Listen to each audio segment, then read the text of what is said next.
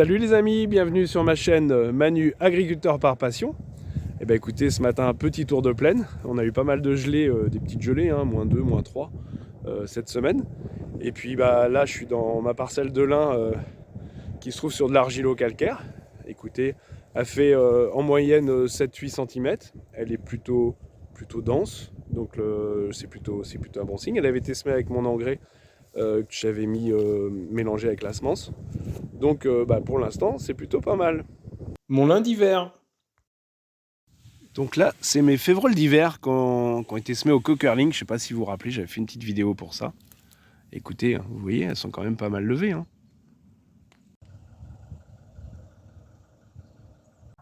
Bon, aujourd'hui, muni du loucher, on va voir ce qui se passe dans la Facili. Alors, j'avais oublié, enfin pas oublié, non.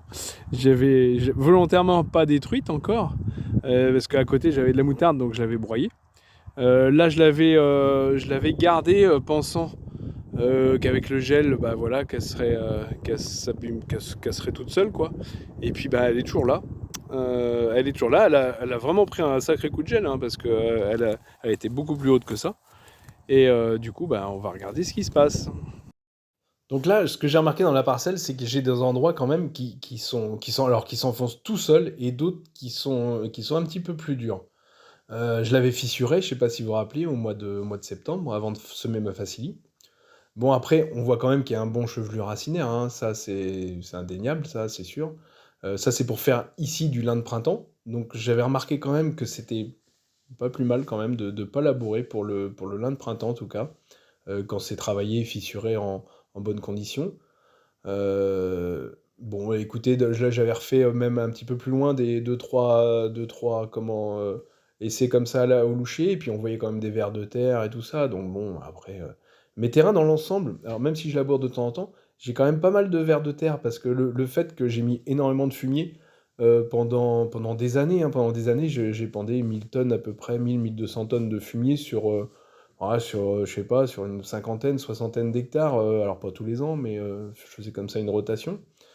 Et écoutez, j'ai souvent quand même des vers de terre. Donc bon, c'est me dire que mon terrain n'est pas mort. Je broie mes pailles aussi, je vous le rappelle. Donc même si ça choque et quelques éleveurs, je le sais, qui se tirent un peu les cheveux en voyant ça, mais bon, j'ai pas trop le choix parce qu'on a quand même pas beaucoup de matière organique dans notre coin. Donc là, on est de retour dans mon lin d'hiver, là, où j'ai un essai avec la société Plantin.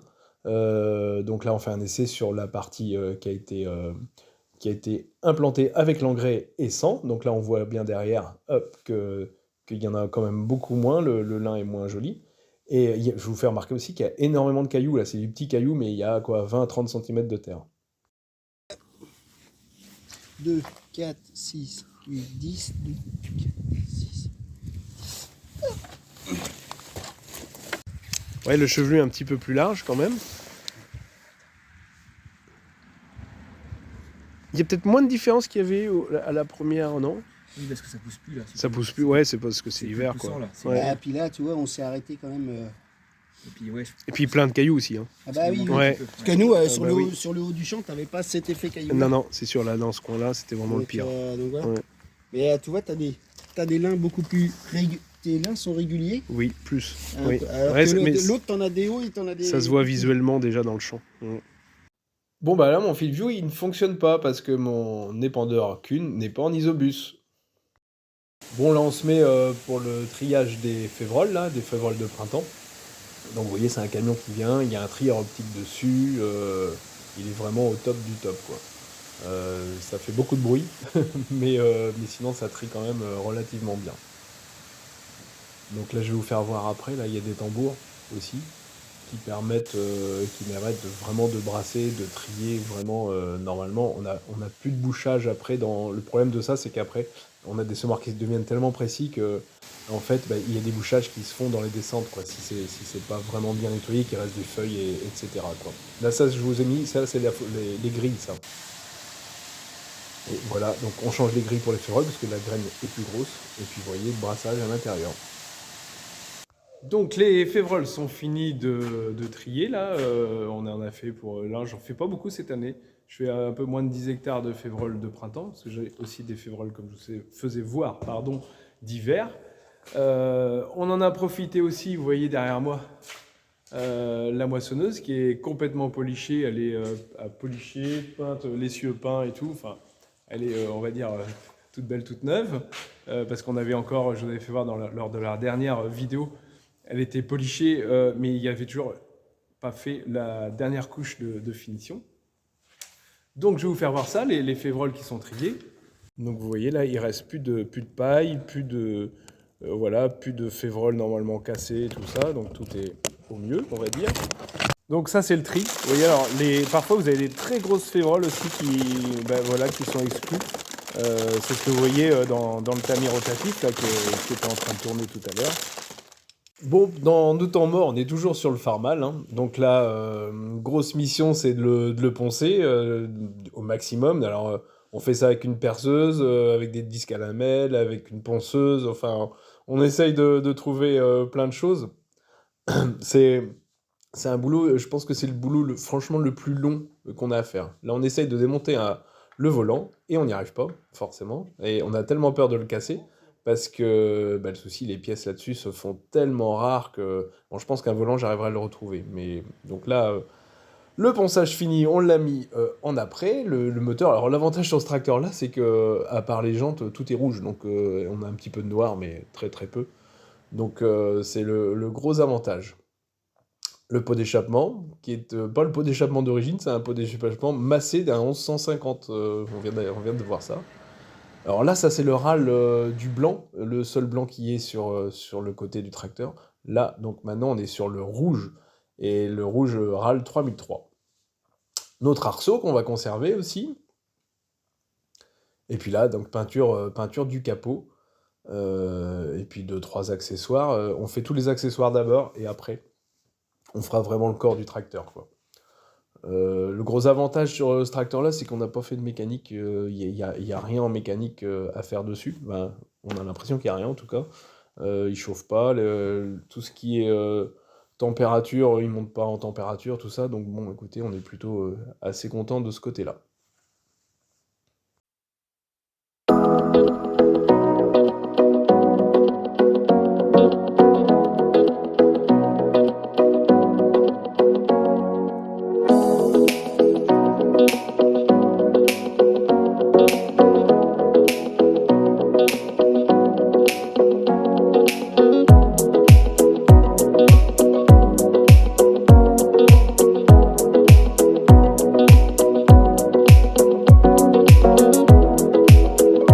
Bon, maintenant, on attaque notre enrouleur à lin, le de honte, là. Là, on va enlever les courroies, déjà, pour travailler, parce qu'on a tous les roulements à faire de tous les rouleaux que vous voyez ici.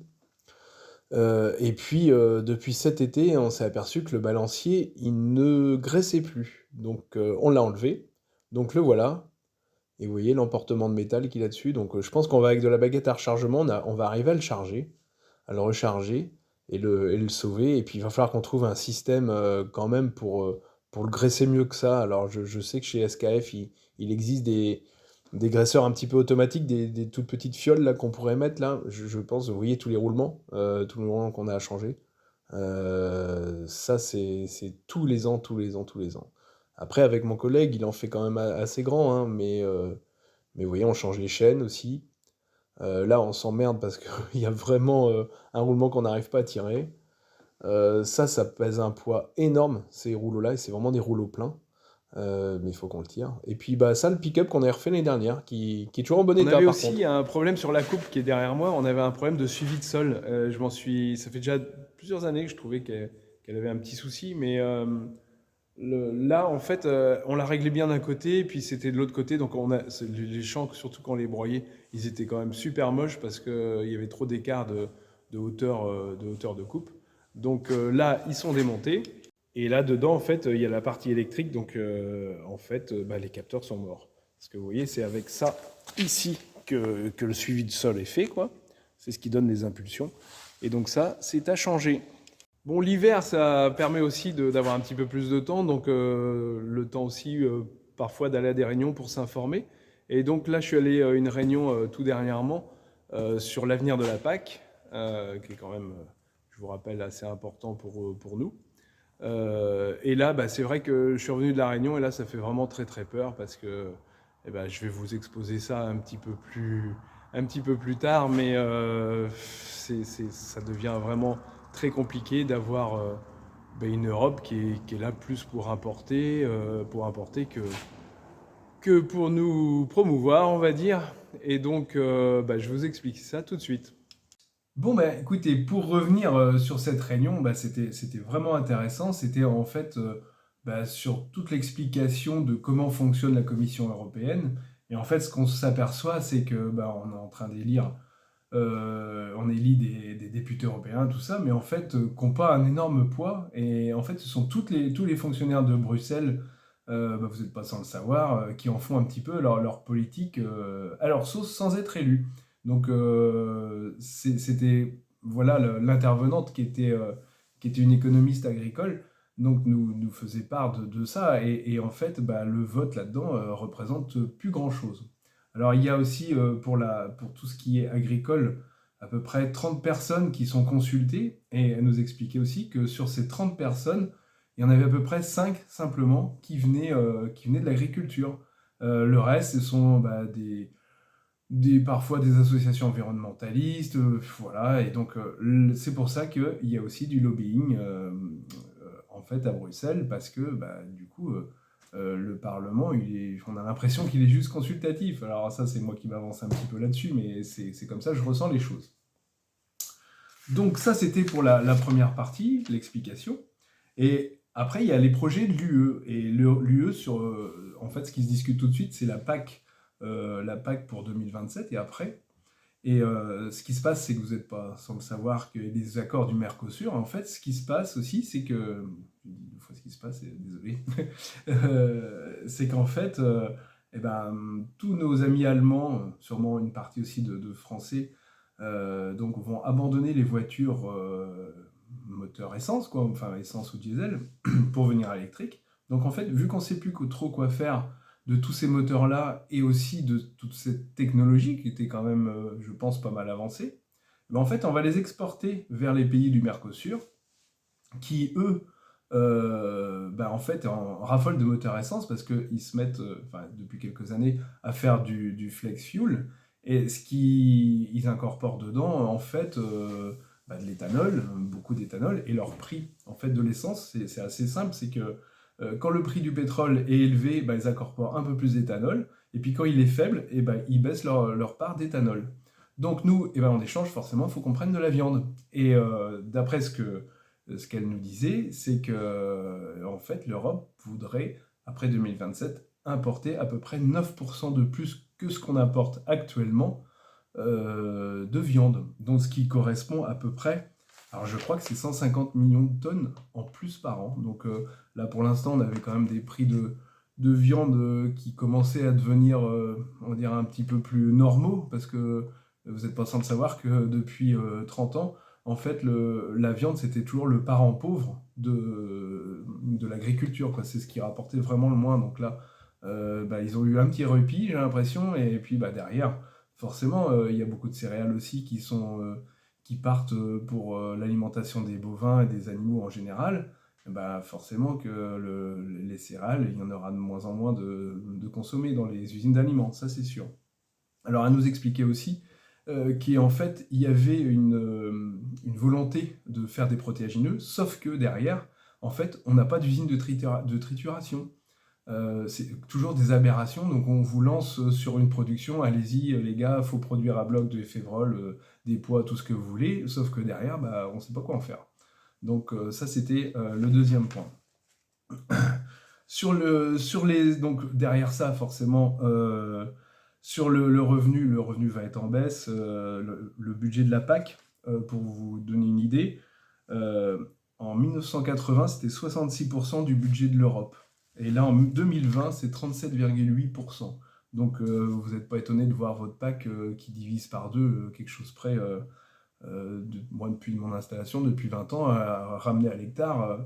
Je pense que ça a divisé à peu près par deux, parce que je dois être payé maintenant 180 et quelques euros, alors je ne suis pas à l'euro près, mais 180, 185 euros de l'hectare. Donc quand j'ai démarré, on était plutôt à 300, 360.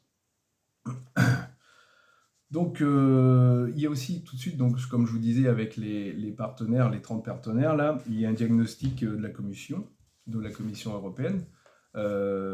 Et la conclusion de ça, c'est que, en fait, alors déjà, la France, avec notre instabilité politique, tout de suite, on a plus trop notre mot à dire. Et puis on est de moins en moins écouté. Et puis, toujours avec cette Commission européenne, en fait, qui en fait, entre guillemets, qu'à sa tête. Et puis, je pense qu'il faut se l'avouer, l'Europe est à fond pour la décroissance. Donc, mais que ça soit la décroissance agricole, mais je pense que tout le monde va être touché. L'industrie, on voit ce qui se passe, il y en a de moins en moins. Enfin, je ne sais pas vraiment où ils veulent aller, mais ça n'augure rien de bon. Il y a aussi, à partir de 2026, une nouvelle taxe sur les engrais qui va sortir. Donc, voilà, si vous avez un petit peu d'argent et de trésorerie, faites vos stocks parce que apparemment ça va monter quand même assez, c'est assez important. Donc, je vous ai mis quelques photos après, vous allez voir ce que j'ai pu pomper, on va dire, sur ce qui me semblait le plus intéressant. Donc, elle parlait aussi, ouais, pendant que j'y pense, du prix du lait. Et je sais pas si je vais vous le mettre, je crois que je l'ai en stock, sur le petit slide là. Vous allez voir le prix du lait en France. Donc il y avait 4 pays, il y a la France, l'Allemagne, l'Italie et l'Irlande. Et en fait, pour un même nombre d'hectares ou de vaches, en fait, le couple français, par exemple, gagne 60 000 euros par an, quand l'italien, toujours avec le même prix du lait, on est d'accord, avec l'italien qui en gagne 120 000. Donc vous voyez, les charges quand même en France, vous n'êtes pas sans savoir qu'on est vraiment le pays qui en paye le plus, quoi. Donc voilà, ma petite restitution avec mes mots à moi, parce que je ne suis pas un économiste. Et puis voilà, donc chez nous, sinon, ils annoncent encore de la flotte là, pour la semaine prochaine. Alors, j'avais pas fait de vidéo depuis un petit moment, parce que, à part faire de l'entretien sur le Farmal, tout ça, tout de suite, c'est un petit peu redondant. On a fait nos épandages d'engrais de fond là, pour les pommes de terre. Et puis toutes les cultures de printemps qu'on peut faire. Donc je suis pas un gros forcené des effumures de fond, donc je mets un petit peu de phosphore, potasse vraiment dans les parcelles où il y en a vraiment besoin.